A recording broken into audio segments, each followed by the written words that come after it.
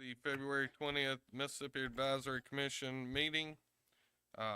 We've got the director, Joe Spraggins, on via telephone with us this morning. He's out taking care of some important business. We've got Patrick Levine sitting in his spot this morning. I'm gonna ask Patrick to lead us in the Pledge of Allegiance. Allegiance to the flag of the United States of America, and to the republic for which it stands, one nation, under God, indivisible, with liberty and justice for all.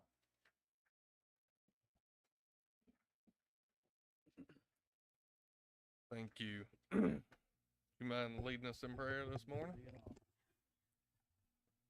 Let's pray. Father, we do come to you now, and we thank you and we praise you for the opportunity to be a part of trying to help make sure the resources on the Mississippi Gulf Coast are here for the future. So, Father, we ask that you give us wisdom now, guide our thoughts and our actions, and Lord, we'll give you praise. In Jesus' name, amen. Thank you, Patrick. All right. Do we have any discussion on the January 23rd minutes?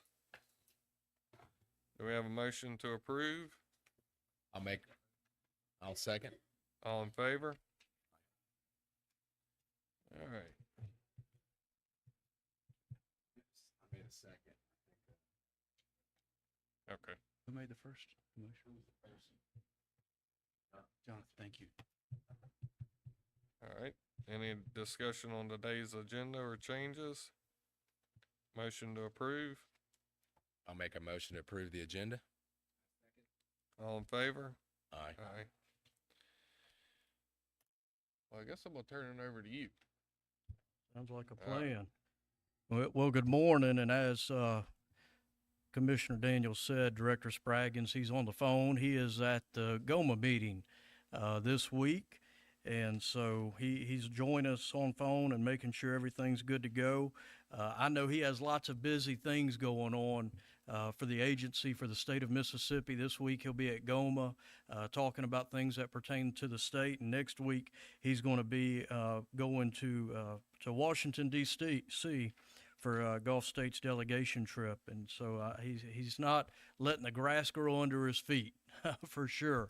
And so I know he'll be ready to be back here with us as soon as he can. We do have a couple employment updates that we can talk about. First of all, new hires. There's Chelsea Prince, a contractor in the Office of Coastal Restoration and Resiliency. There have been a few promotions. Jack Husley in the Office of Marine Patrol was promoted to Master Sergeant on February 1st, and Dylan Kesson and Jacob Strickland both promoted to sergeants effective February 1st. Selena Bernhorn was promoted to an admin support specialist February the 5th, and she'll be working out at the Grand Bay Near. And I know Selena, she's been a dispatcher with Marine Patrol for quite a while, and she wanted to spread her wings and do something a little bit different in the agency, so she's going to be over at the Grand Bay Near. So congratulations to all of them. As far as agency update, there are quite a few things going on. Things are busy. The legislative session is up and going in Jackson, and we have 4 bills that have been dropped, and you'll be hearing more about those, and we'll provide updates as necessary. The first one that's going to be discussed is the creation of a compliance officer to make sure that we provide a checks and balance when it comes to administrative procedures. So right now, whenever something comes in, if it's wetlands, it goes to the complaint goes to the director. The director reviews it. The director is the one who brings it to the commission, and then afterwards, the director is the one who has to look at fines and not fines and what decisions they're going to make. So he's involved in that entire process to be able to provide a checks and balance. We're hoping to be able to put a compliance officer in there, so we'll have somebody that's designated as a compliance officer when something comes in. It'll go to that individual first, then it'll go to the advisory committee, and then it'll go to the director. Okay, So that's the first one. The second one is an update to 491546, which would allow for the printing of oyster tags. Right now, whenever there's an oyster harvester, whenever they want to get tags, they have to come to the agency. The hope with where things are going to go with oysters in the future is through approved mechanisms and programs that oyster fishermen will be able to print their own tags and not have to come to the agency to get those oyster tags. So that's something that's being looked at. The third one, 491584, is an update for recreational crab fishermen. Right now, in legislation, it says household, that the individuals are allowed to have those 6 traps per household. But what it's going to do is it's going to change it to the license holder. So it'll go to the license holder. So everybody who has a license will be able to engage in crab fishing. The fourth one is 491564.1, making a change there. Right now, in there, it says that there's no recreational shrimping allowed within a half mile. And so it may seem a lot like semantics and a play on words, but what we want to do, we've encouraged to just change out the half a mile recreational shrimping, strike that out, and change it to shrimp trawling. Here's the reason why. For somebody who reads that black and white, it says recreational shrimping. That does not allow somebody to throw a brill net or a cast net within a half mile. Somebody who wants a seine, if you want to go catch shrimp with your hands, if you want a dip net, right now, the way it reads black and white, it's illegal to do any of that inside of a half mile. Now, we know that we don't think that the intention was there for it to be that, so we want to strike through the shrimping and then change it to shrimp trawling. That way it clears that up, and, as folks have been allowed to go out there and throw their brill nets in the future, we may not be here. But we want people to be able to keep throwing those brill nets in the future. So those are the 4 bills that have been dropped, and as we get updates, we'll make sure we provide updates as necessary. The other information that is interesting is on Friday, the on-bottom oyster lease applicants were notified that the RFP is being canceled, and more information will follow soon. We need to make sure we do some things different, change some things as going through and reviewing the application process as it was. We realized that there needed to be some changes in regulation and statutorily to make things better, not only for the state of Mississippi, but also for the applicants. So, effective Friday, that RFP was canceled, and we're going to be starting the process over. And we will make sure everybody's updated as we receive more information. Online, there's a few things that fishermen need to look at. The Commercial Vessel Safety Reimbursement Program, as part of the 2019 Bonnie Carey Disaster Fishery Funds, fishermen are eligible to be able to apply for reimbursement for up to $2,000 on safety equipment that will enhance safety measures for themselves or for their crew. And then also there's discussion in there if you want to try to make things more resilient for future disasters and fisheries management on your vessel. You can apply for those fundings, and if you have questions, you can reach out to the fisheries office.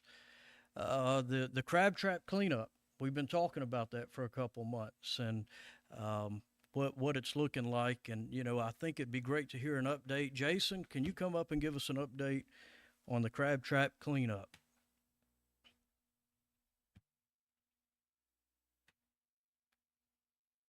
Good morning, Commissioners. I just want to give a quick update. So it is this week, Thursday, Friday, Saturday, from 9 to 4. The sites will be open. We've got sites located in Pascagoula at Point Park, Ocean Springs Municipal Harbor, and Bayou Caddy, Pleasure Street Boat Launch.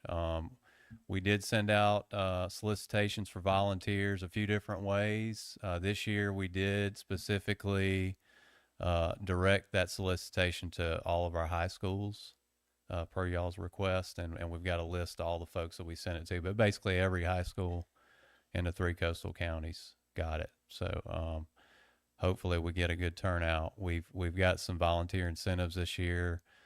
We've been trying to do some advertisements of the program a little bit better this year. So we're optimistic. I think the weather's going to be good for us too. So, and I can take any questions y'all have.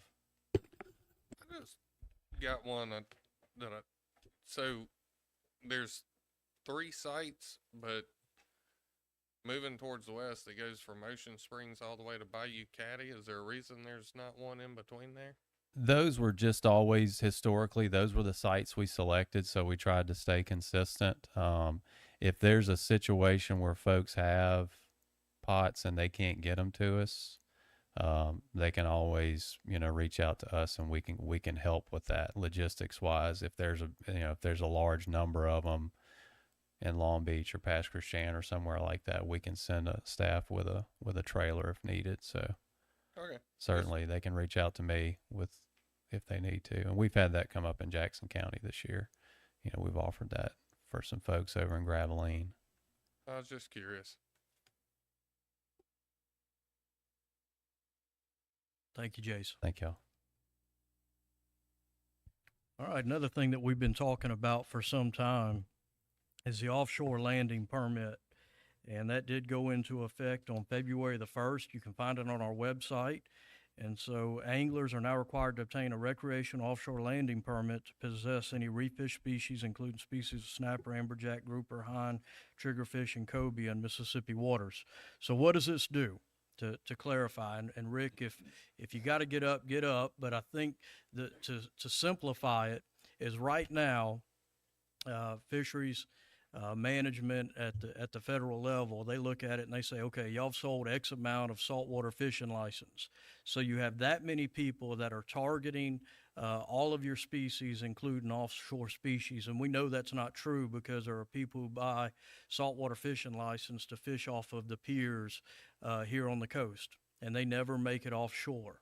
So to make for best practices moving forward in the future, we want to scale down the size of that universe and how many people are targeting those species. And the only way to do that is to find out better at how many people are really targeting those species that are being discussed. And so you can go online to our website. It does not cost anything.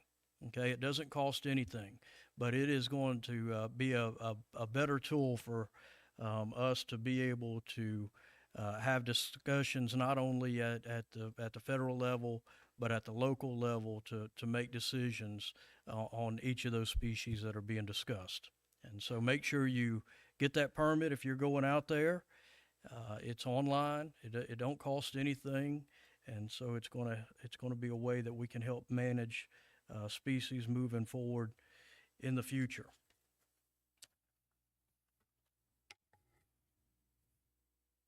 Also online, if you go onto our website, if you're interested right now, the Gulf of Mexico Fishery Management Council is seeking applications for its ad hoc commercial red snapper, grouper, tilefish, individual fishing quota. It's the IFQ program. So if you're interested in that, there is a link on our website to get more information about it. And it's for those individuals that are involved in commercial red snapper, grouper, tilefish, IFQ. So if you have a knowledge on that and would like to be a part of that program, the application is online. We're getting close.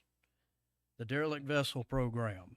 We've been talking about it for some time, and we have a total of 135 derelict vessel cases that have been reported.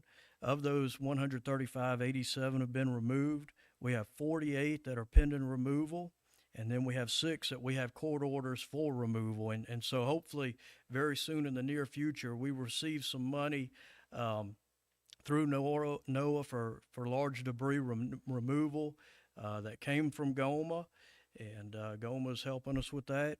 And so we're hoping that very soon we can take that funding and at least get these 6 out of the water and change that, make that 87 go up. And so that's all the comments that I have. Director Spraggins, do you have anything that you want to add? Yeah, Patrick, thank you very much, and that's a very good overview. what's going on. Just want people to understand with the offshore permit, it's a very good chance that if we do this correctly, that we can cut our sample size down to NOAA to where it's all the way from 80,000 that they're looking at to maybe 15 to 20,000 that they're looking at, which will give us a better idea of how many people, as you stated, are doing this and how many are fishing offshore. And it will turn around and change our allocation of how much we get. As you know, we were cut back last year because of the MREP, and MREP is something that has been broken for the state of Mississippi for years, and it doesn't work for a small state. And this will help us to be able to do that. So I encourage every one of them to please go out. If you're fishing offshore and you're doing reef fish, please do this, and please go forward and look at it. If you're not going to fish reef fish, please do not go and punch on this and get that, because it will give us a false information. But I appreciate it, but that's the biggest thing I have, and thank you. Well, thank you. And that's all I have. Stephen, do you have any action updates from the previous meeting? We do. So, good morning. And discussed at the January 2024 meeting was the commission recommended and the director approved the motion to recommend approval of the Youth Conventional Tackle State Saltwater Finfish record for Margaret Schindler's 3.2 ounce silver perch. And that's all the action updates we have. Thank you. Thank you, Chairman. All right. That's all I have. Appreciate it. That's a lot of good information. Next up, we have commissioners report. Any of our commissioners have anything to report? I just got one quick question on the the offshore landing permit. Is that the questions I'm getting, or I know we're trying to, it's not going to really help us for 2024 season, but we're hoping for the 2025 season, correct? Is that right? So I'm going to do this. Trevor, if you could come up and let us know if you think it'll help us for 2025. All right, so short term, right, direct allocations as they stand now, it's not going to truly affect it until we go down another calibration route between all the different surveys. But really what we're talking about is the overall comparison across the states and the allocation by state in general. That's where this conversation is going to come into play. The way it's basically done now is that the distribution of the allocations amongst the states is Mississippi has 3.5%, and it's largely attributed to the amount of effort and also the amount of fish that are caught in each one of the states. Now we're sitting at 3.5%. The other states are all higher. Ever since all these different programs came into play, right, it gets a little bit complex. You've got MRIP, CHTS, it's the Coastal Household Telephone Survey, which the last assessment was done in, which is what basically assigns the overall, is what helps go into assessment and then assign the overall ACL amongst everybody. That's them split between commercial and recreational, and then the recreational side is split between the private rec and the charter fishery. So that's right now the governing process that the ACL is developed in, is that program. When the state programs came online, all the different ones, right? Because we're talking about us with tails and scales, Alabama with snapper check, Florida with surfs, and Louisiana with LA krill. Those are when those other calibrations started coming into, and we started seeing those penalties come across. Our argument has always been that we don't have a very good understanding of the relationship between the state programs and the federal programs. Therefore, these allocations that are punitive just don't seem, or the changes in allocations that are punitive, don't seem timely. We should do the work on the front end rather than being punitive and then start to checking on the back end. So that leads to the prospect for the future, right? And this is kind of the entire reason why we made the decision to go with MS Krill and to mimic what LA's been doing. It's to have regional consistency across the board. So if us, Louisiana, and Alabama are all running the same program, and Florida's program, which is SURFs, operates similarly, which it does, you then have a point where the region itself can be evaluated a little bit more equally, because you're all on the same playing field. You don't have different currencies running across the board like what we've been talking about for the last little while. You don't have different programs performing at different rates where our comparison to MRIP's completely different than Florida. Their program had to MRIP. So really what we're talking about is regional consistency across the board, which will allow for a common currency throughout the Gulf of Mexico to then go into an assessment that will then provide us an overall ACL to be split out. And then the argument can be made on state by state allocation based on a consistent measure of red snapper catch across the board. So a lot of moving parts. It is Did not, Trevor it's get a all that, complex process, but I mean, that's the explanation is unbelievable. But going to like this, so we're looking maybe 2025 to be able to hopefully have some kind of change. yeah. And So the current red snapper assessment was conducted. It got a fair amount of critical review, and so they're trying to make changes based on that. And we're also at a point where we're trying to basically move forward with the entire way that federal management and recreational fisheries have been measured. I mean, this program's been going on since the 80s, and we're trying to conduct a fundamental change. And most of you that have been involved in the federal process and even the state process knows that takes time.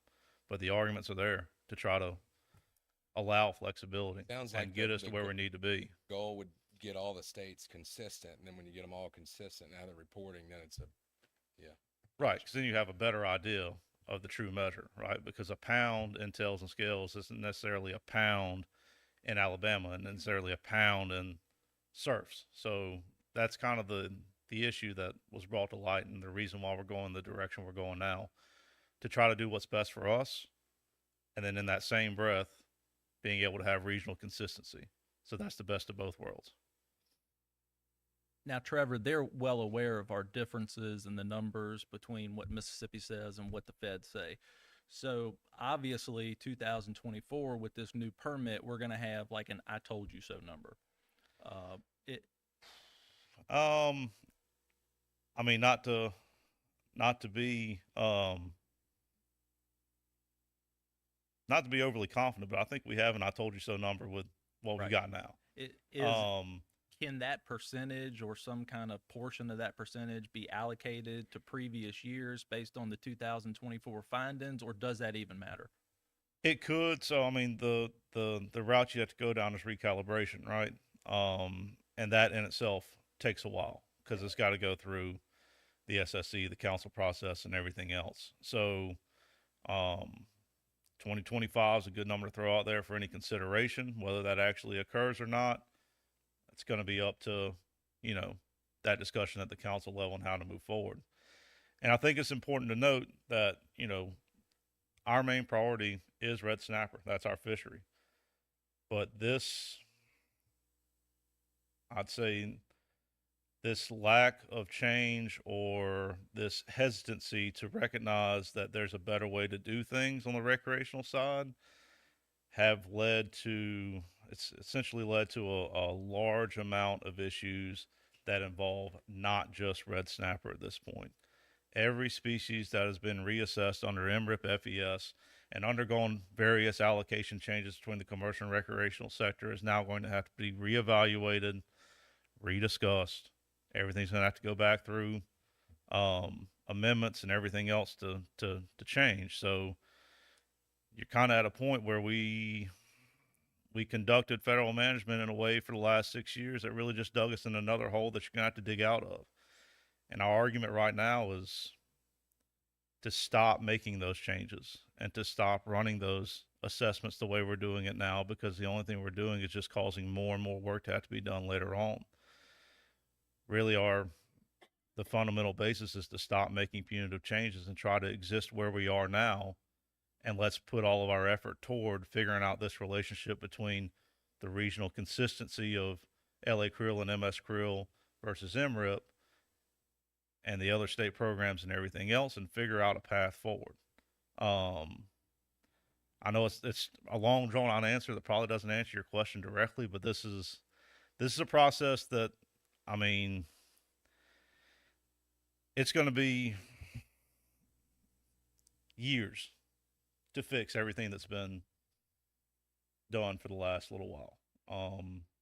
And it's not going to be a fun process. It's not. It's going to be a controversial one, but I think by the end of it, the way we've set ourselves up and the way we're structuring things, and with the other states moving in the same direction, it'll allow for us all to be in a better place, especially fisheries management in the future, recreational, commercial across the board. And I think most of the folks in NIPS recognize that at this point as well. And that's why there's support. They're helping fund the program for us to do it. And I think there's a recognition that this pathway is the best one. And hopefully that doesn't lead to any more punitive measures for any of these fisheries. And hopefully it'll allow us to have a better evaluation to be able to get to a better spot. I'll just say the work you guys do on that side does not go unnoticed. So we appreciate it, man, and work and get these ACLs where we need them here soon. So thank you guys very much. All right. Thank y'all. We appreciate it, Trevor. Thank you. Anybody else? I do have one point I'd like to bring up. Something that was brought to my attention by a charter boat captain this past month. So, Patrick, you and I talked quite a bit over the past few years about the permit that is required for a charter boat to fish within a certain distance of Gulf Island National Seashores, primarily being Ship Island and Horn Island.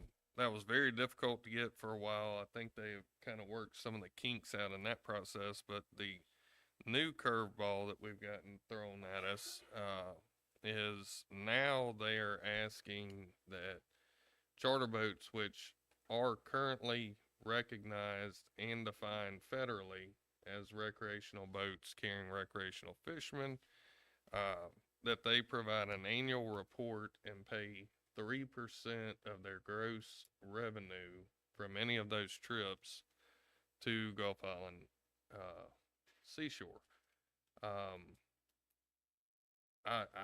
I really don't understand this. I can't wrap my head around it, and I'd like to see if maybe we could get the department to look into the legalities of this or where it's coming from. We can definitely look into it. We know that our fishermen and our charter industry, they don't need any unnecessary burden put on them. So it's something we need to look into and make sure we understand the definition, so we can get together and look at it. We'll get some more information, talk to legal, and maybe have to have some discussions with our delegation in DC and see if there's an issue, because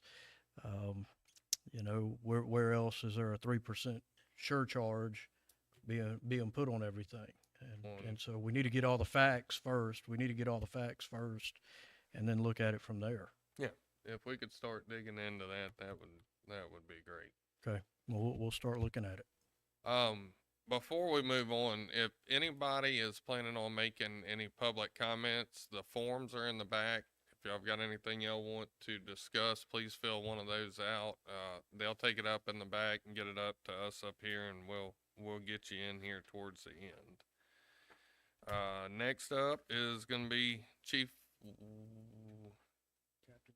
Captain Strickland, Marine Patrol.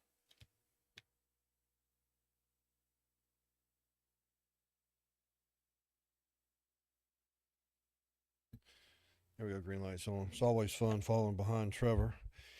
Colonel Wilkerson apologized. He couldn't be here this morning, has some prior engagements. I trust everybody had a good weekend.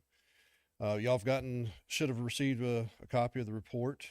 Be glad to take any questions you may have, but one of the things that nothing really sticks out to me except in the very back section for our total number of stops and our total number of citations. Obviously, month of January, very cold, weather plays into a factor. Not as many stops, not as many citations out there as normal, but everything else looks on par with the Office of Marine Patrol. Be glad to take any questions you have. Anybody? Hey, y'all keep up the good work. I know it's fixing to get really busy for y'all. We'll busy soon. All right. Thank you very much. All right. Next up, we've got Coastal Resources, Alyssa Timms.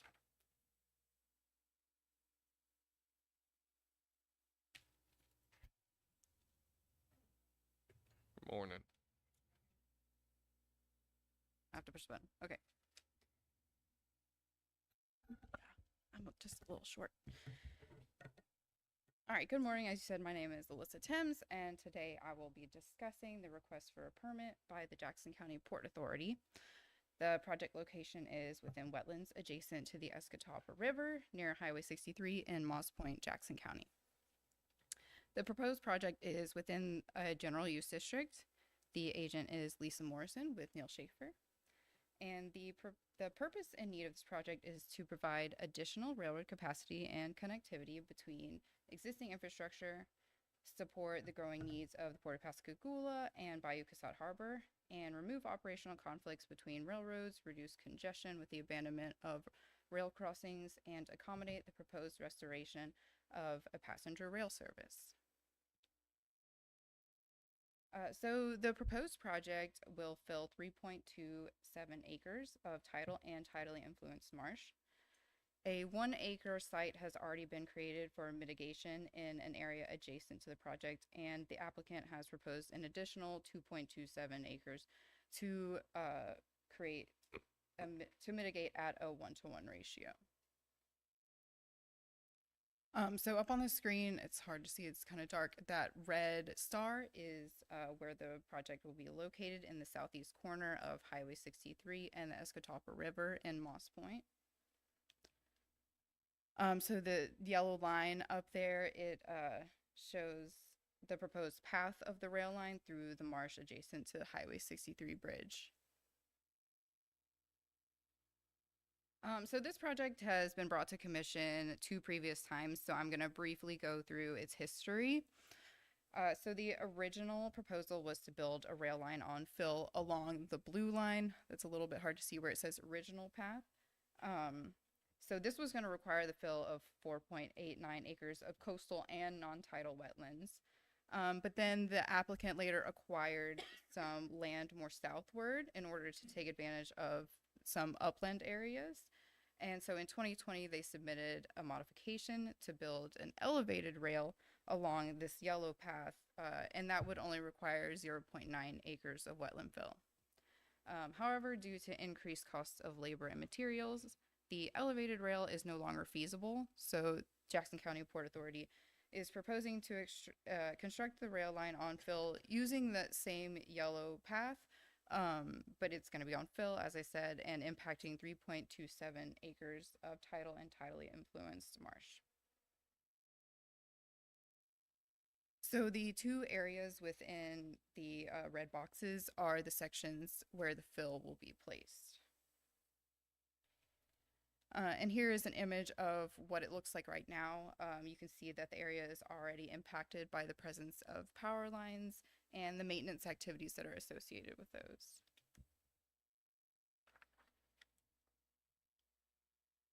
So in this figure, it shows the planned mitigation. So 1 acre of marsh creation adjacent to the project area has already been implemented as part of the mitigation plan for the currently approved project. But Jackson County Port Authority proposes to create an additional 2.27 acres in close proximity to that original site, as you can see up here.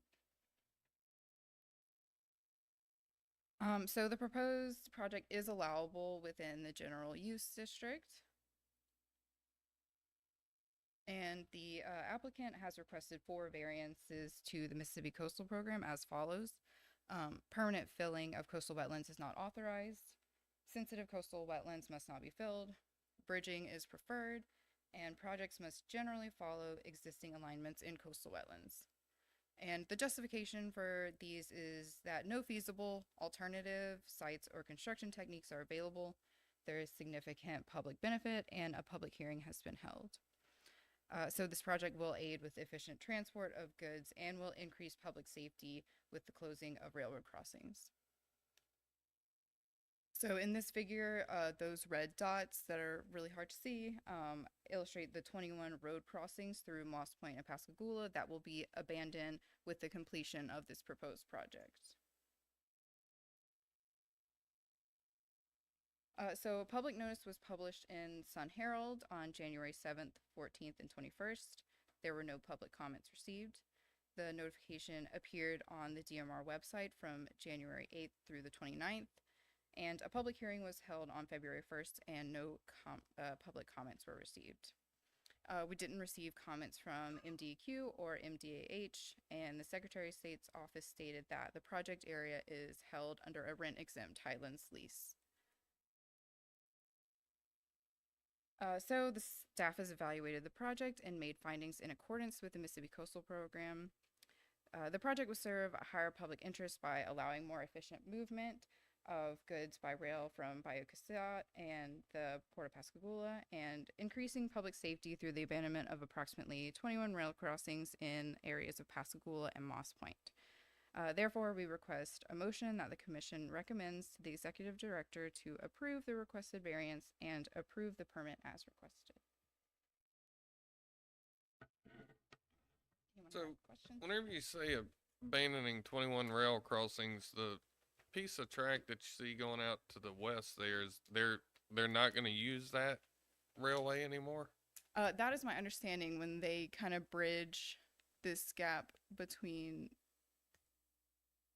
this rail line over here and that rail line that's on the left, that they will no longer have to go through the cities of Moss Point and Pascagoula. Okay.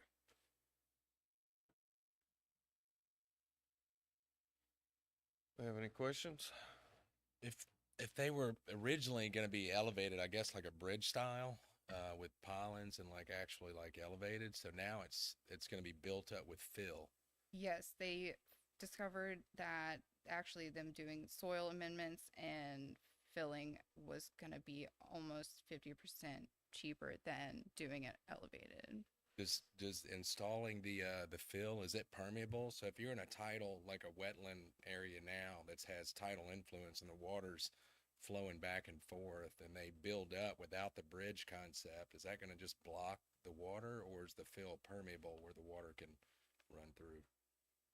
So I'm not sure if the fill is permeable, but they will have culverts installed where there's already like natural streams and stuff, so that there can still be tidal flushing in and out of that area.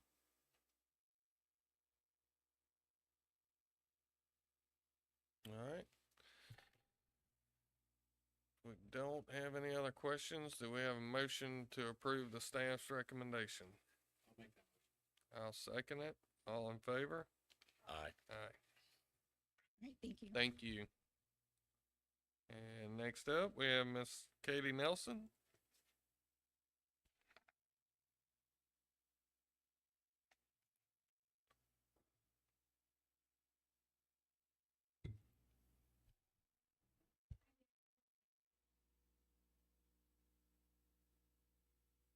Probably not. Okay. There you go. There we go. Okay.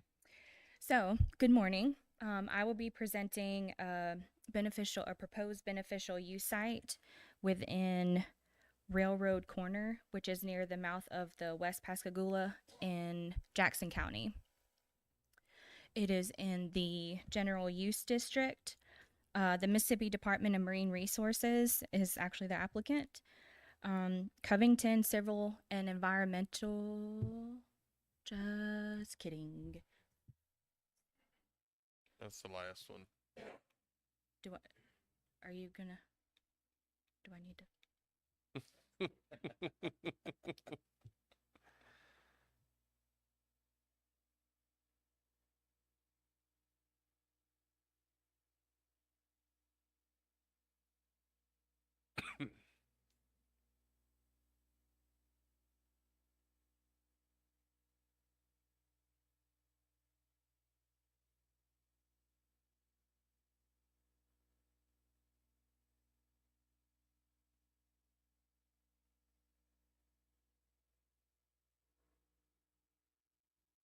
There we go. Okay. Thank you, Brady. So, okay.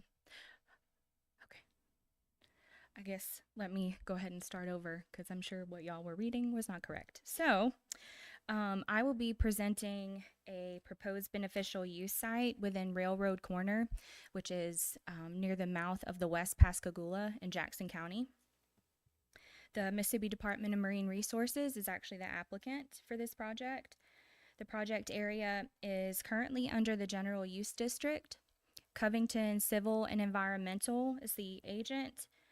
And the purpose and need for this project is to create approximately 175 acres of tidal marsh habitat and provide an additional location for placement of dredge materials.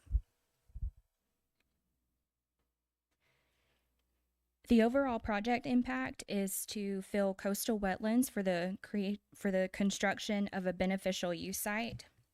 To accomplish this, the applicant is proposing 3 containment structures. One 1,365-foot rock berm in the southern extent of the project area, a 3,500-foot earthen berm on the western side of the project area to protect existing SAV, a 1,325-foot vegetated berm on the eastern side of the project area to reinforce existing marsh habitat, and additionally, a 126 square foot area of marsh will be covered by the eastern tie-in of the proposed rock berm. And this is the project location. It is notated by a star.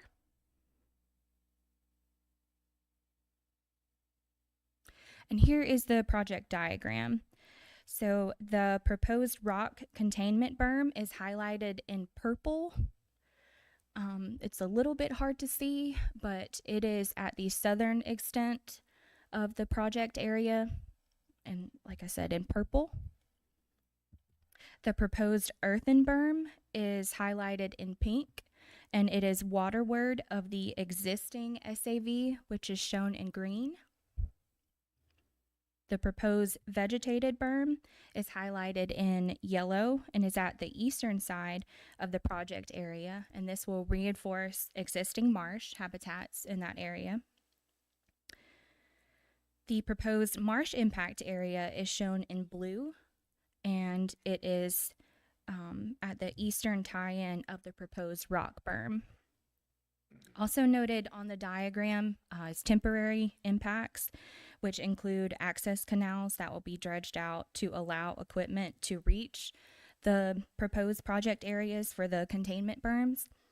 And these areas will be allowed to fill in naturally once construction is completed. And that's in orange.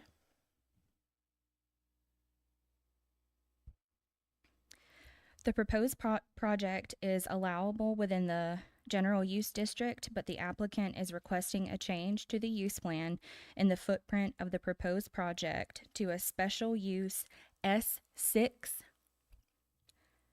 restoration and enhancement areas.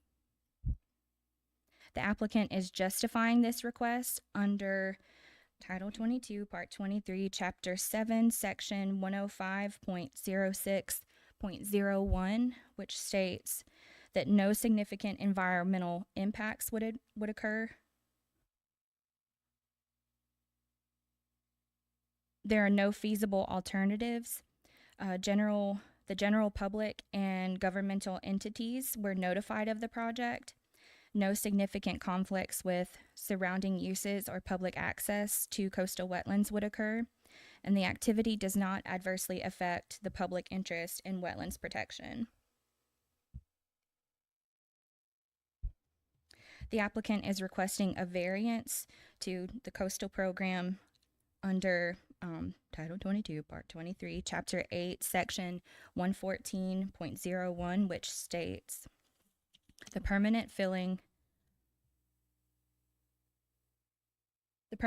of coastal wetlands below the mean high tide line because of potential adverse and cumulative impacts is not authorized. Their justification for the variance request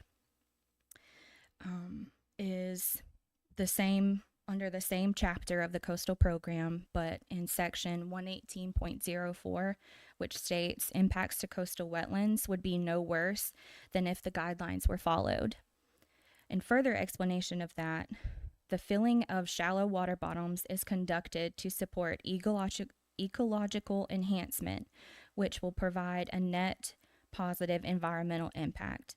This project will create approximately 175 acres of productive tidal marsh habitat through the beneficial use of dredge materials. Notification of this project appeared in the Sun Herald for 3 consecutive Sundays, which was January 7th, 14th, and 21st of this year. And notification of the proposed project also appeared on our DMR website on January 4th through January 26th. No public comments were received from either of those notices. MDEQ has issued a 401 water quality certification.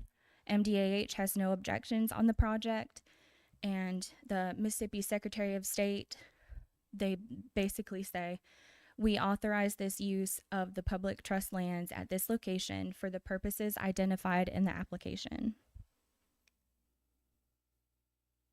The staff of Marine Resources has conducted a thorough evaluation of the project and has made findings on the decision factors according with our coastal program.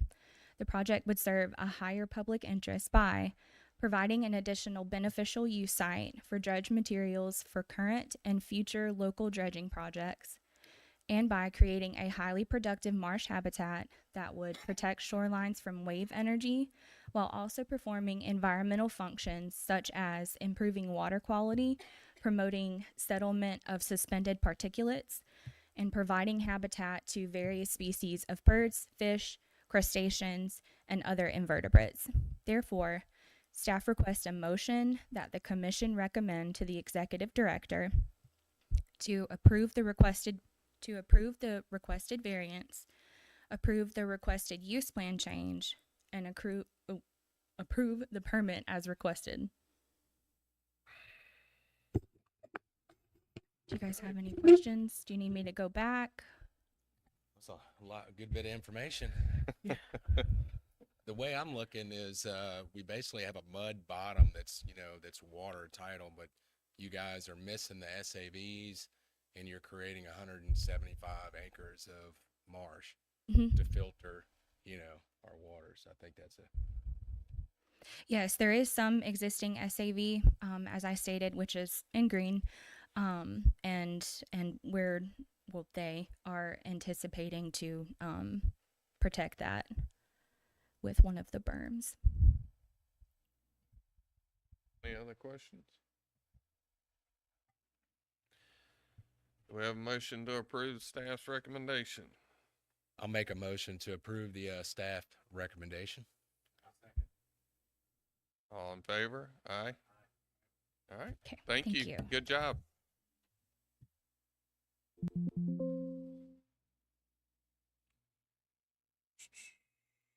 All right. Up next is going to be Finance and Administration, Miss Leslie Brewer. Good morning, everybody. I'm presenting the financials for January 31st, 2024. At the end of January, our state revenue was $4.8 million. Our agency revenue was $26.1. State net income is $605,000. $605,000. Yeah. Agency net income is $1.7 million. After 7 months, we have 90.1% of our budget remaining for operations, and Tidelands has 62.9. Questions? Thank you. All right, Miss Charmaine.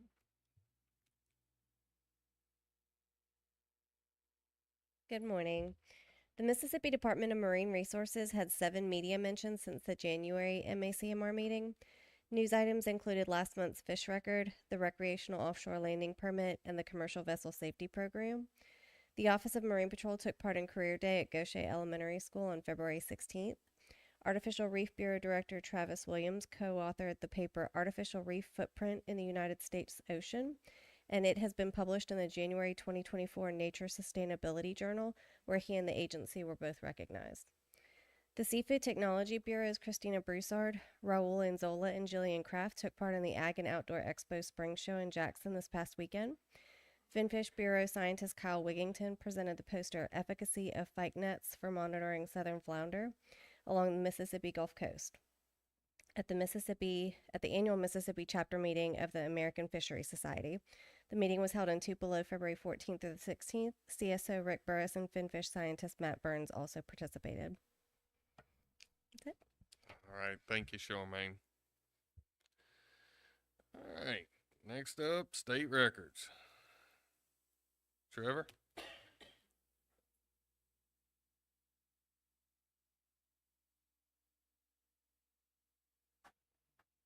We've got a good one today, folks.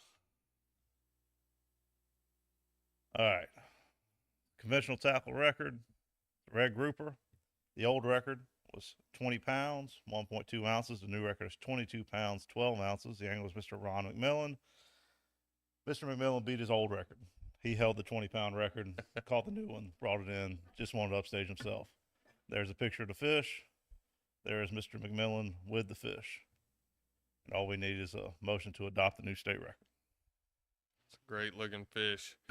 I'll be happy to make the motion. I'll second it. All in favor? I think it looks like he's got his lures in the gunnel right there. Brady, can I blow this up so I can see what he was fishing with? See it? Coordinates would be bonus points too, Yeah. right? Thank you, Trevor. All right. Public comments. We have one public comment today. Leo Manuel. Did I say that right? All right. Come on up, Mr. Manuel.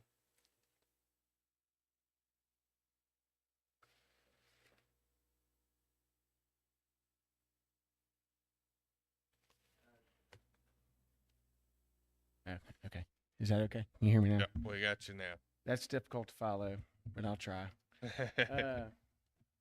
As you said, my name's Leo Manuel. I'm actually an attorney with Balch and Bingham, and I wanted to spend a minute to talk to you about the bottom oyster reefing program.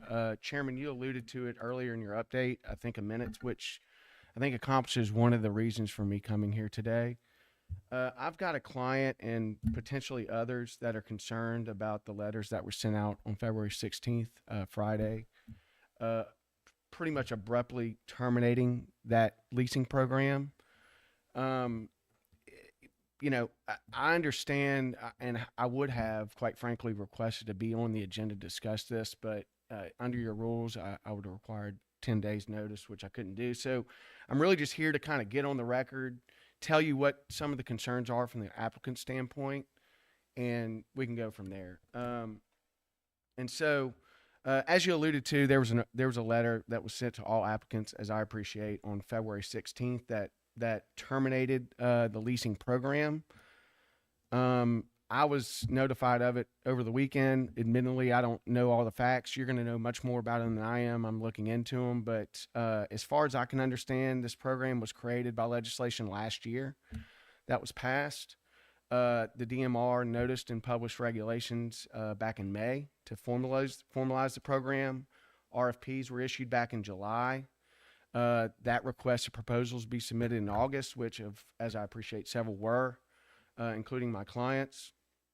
And then there was an evaluation process that was undertaken. I'm not sure of the details of that process.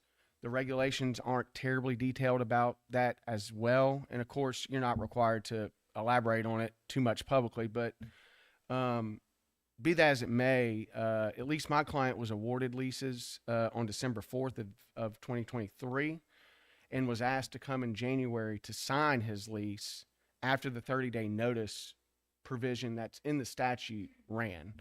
It's my understanding, and I reviewed your published notice, that did occur and the 30 days did run. January came and the leases were not tendered to him. He's been asking for weeks. And then the next communication that was received was the letter on Friday terminating the program. And so it's a little troubling, quite frankly, from his perspective, and I'm sure other applicants' perspectives, about why the program's being halted in literally the 11th and a half hour. There's not much explanation. The letter alludes to the fact that there was public comments received. I'm not aware, I could not find, and my client was not aware of any opportunity to provide any public comments other than through the notice of the regulations that were published back in May and or the notice of the leases to be tendered back in December. Of course, those comments were not provided in the communication. I don't know if any were received, what they were. If you're willing to tender them to us, what they were, that'd be great. I'm really sort of here and honestly, a sort of protest because, quite frankly, my client wasn't sure he wanted me to be here, but having learned about this as a lawyer over the weekend, I'm in sort of defense preservation mode, quite frankly, and I'm just trying to get on the record somehow, some way.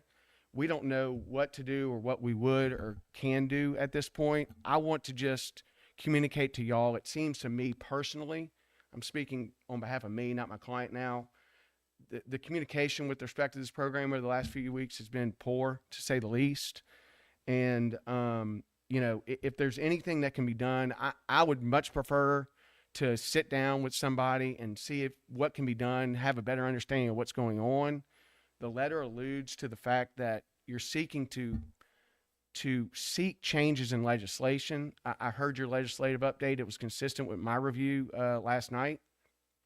I didn't see a bill that really impacted this program at all. That's been dropped. The drop deadline was yesterday, I believe, in the legislature. So I don't perceive any way in which a change in the regulations or law for this program can even occur this year. And so it's just confusing. And so I'll leave it at that. I know I only have 3 minutes. I wasn't here prepared to kind of litigate anything. I'm not trying to allude that we intend to do that. I really am just here to make sure, one, that this commission was aware of the action was taken. It appears that you were.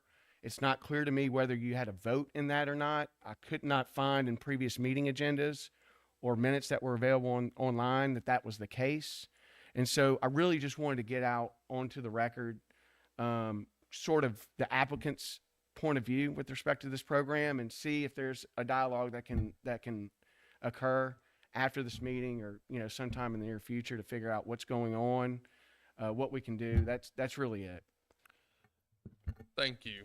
Yeah, absolutely. Patrick, you got anything? Yeah, I was going to say thank you for your comments. Director Spraggins, were you able to listen, and do you have any comments?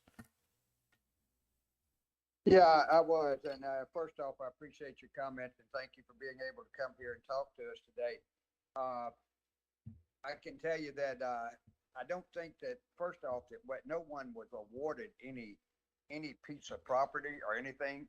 I think there was a letter sent out to them to maybe tell them that these are the areas that we looked at that they could possibly be able to lease. So I hope that was not the misunderstanding that when you said something awarded, because I hope we did not. As far as I know, we did not.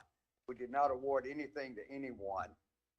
The reason, and if you look at the Senate bill, and Senator Thompson drops it, I think he dropped that bill at the last minute, was to be able to modify this. We met with the Senate and the House in the last couple of weeks to be able to look at it, and they did drop a bill to be able to modify what the state statute says. There's a couple of little issues in it, and you know, we'll work on those as the time goes. But the biggest thing was that we had a couple of little minor issues with there's some things in our own legislation as far as our regulations, and we needed to make it better for the person that's going to be able to lease the property, and also better for the resource use of the state of Mississippi. That was the reasoning for that. We put a lot of work into trying to decide which way to go with this, and it would have really been if we'd went with the rules and followed the ones that we should, that were in effect at the time, we would have had less than 16% of the people that we would have been able to lease the property to, because of what happened. And some of them, it was some things about we had to have square corners, which would eliminate a lot of people on what they did. The other thing was that the state had to that you either got all or none of the property that you asked for, which would have caused a lot of issues there in what we would have done. Also, it couldn't be any longer more than twice the length of the width of the property, which was another issue. Some first come, first served stuff that was coming in. First come, first served didn't mean that you were most qualified by any means. And so that would have been an issue too that we would have had to work with. And it would have meant that someone, if it was a first come, first served, that if someone got it in before the other one asked it for the same property, we had no choice but to give it to them. And they may not even have any close to the qualifications of the other people. We need to make it right. We want to make it right for the state of Mississippi. We want to make it right for the people that are working in the state and the ones that are leasing it. So I hope you understand that. I'd be more than glad to meet with you at any time. I'm out of town this week and next week, as Patrick said, but I will try to sit down with you. We're trying to work some legislation out. It should come out soon as far as the bill, and I'm not exactly sure which bill it is, but I can get that to you now as soon as we get it. Also, we'll be coming out with public comment too about our changes in the regulations as far as the Department of Marine Resources. I hope this helps you a little bit. If not, I'm here. If you just ask me, I'll be glad to comment on any way I can. Yeah, Director, thank you. And I'm sorry to have done this when you're on the phone. I understand this is awkward, and that's really not my intent. Time was of the essence from my perspective. So, the circumstances are what they are. I do appreciate your explanation. Of course, having just started looking into this over the weekend and not being an applicant myself, I'm happy to look into everything and discuss everything you mentioned. I really appreciate your invitation to sit down and discuss. I think I'd like to accept that invitation when time would permit.